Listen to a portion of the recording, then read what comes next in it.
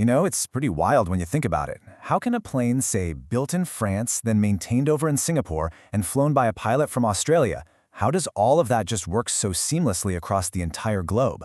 Well, it's all because of this invisible, incredibly complex system of rules. And believe it or not, that system is what makes flying one of the safest things you can possibly do. All right, let's dive in.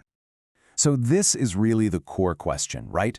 Every country has its own government, its own laws, completely different standards for everything. So how in the world do you build a system where more than 190 nations can all trust, without a doubt, the safety of each other's aircraft, their pilots, and even down to the individual spare parts? The answer, it turns out, is a fascinating story of global cooperation that got started over 100 years ago. To really get how this trust is even possible, we got to rewind the clock. We need to go back to the very beginning of aviation, a time when the skies were kind of like the Wild West, a time when everyone realized that for this whole flying thing to work, we needed a single global rulebook, basically just to survive.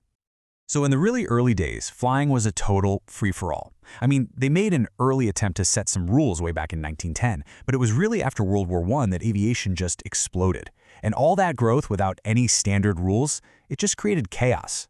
This all led to a make-or-break moment in 1944, when the world finally came together and said, okay, it's time to bring some serious order to the skies.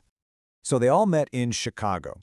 You have representatives from 54 different nations, all with one single goal: create a global framework, basically a constitution for the skies, that would let civil aviation grow safely and, efficiently.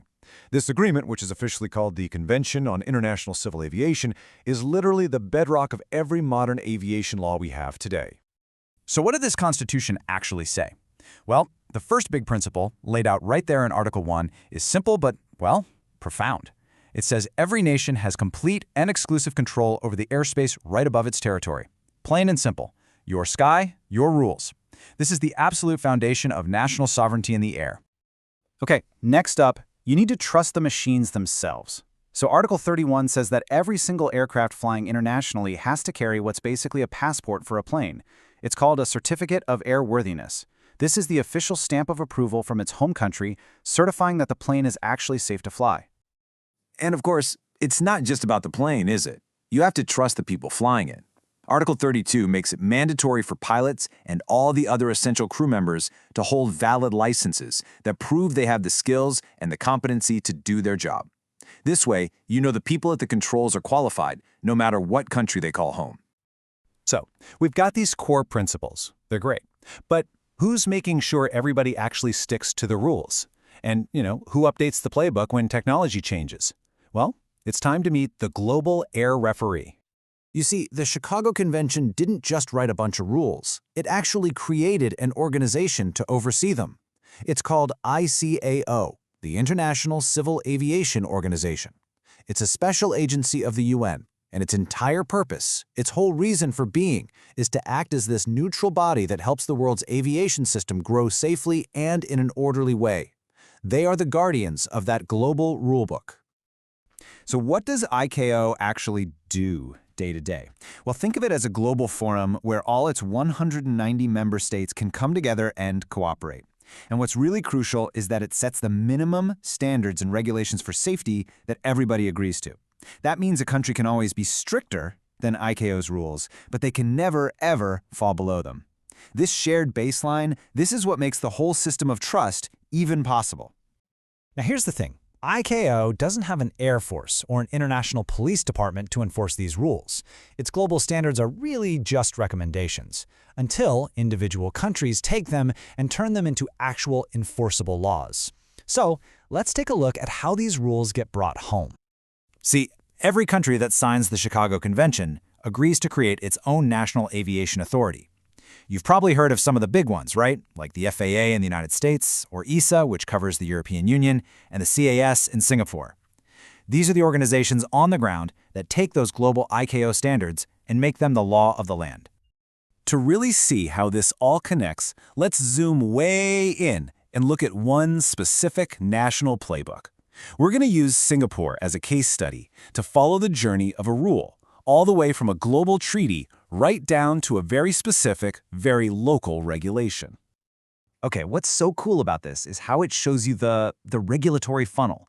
It all starts at the top with the big national law, in this case, the Air Navigation Act, which makes the Chicago Convention legally binding. Then, that gets translated into something called the Air Navigation Order, which sets out the broad rules. And finally, you get to these incredibly detailed, nitty-gritty technical specs in documents like the Singapore Airworthiness Requirements, or SARS. And this is where it all gets real. Out of hundreds and hundreds of pages of regulations, let's just pull out one. Just one, to see how deep this safety rabbit hole goes. We're going to look at a specific regulation known as SAR 66. So, what on earth is SAR 66? It is the specific set of rules that lays out exactly how a person becomes a licensed aircraft maintenance engineer in Singapore. Remember that core principle we talked about licensed personnel? Well, this is the local law that makes it happen for the experts who keep our planes safe. And get this, it's not like it's just one generic mechanic's license. Oh no. Look at the insane level of detail here. You have completely different categories for different jobs. A Category A license, that's for minor, everyday maintenance. But a B1 is for the heavy-duty stuff, aircraft structure, engines, big mechanical systems. B2 is for all the complex avionics and electronics. And Category C, that's for the lead engineers who sign off on an entire aircraft after a major overhaul. This hyper-specialization is what ensures real expertise. All right, so let's pull the camera back and look at the big picture again. You have all these layers, global agreements, national laws, super specific technical requirements. What does it all add up to? Well, the result is something we all experience, but almost never think about: unseen safety.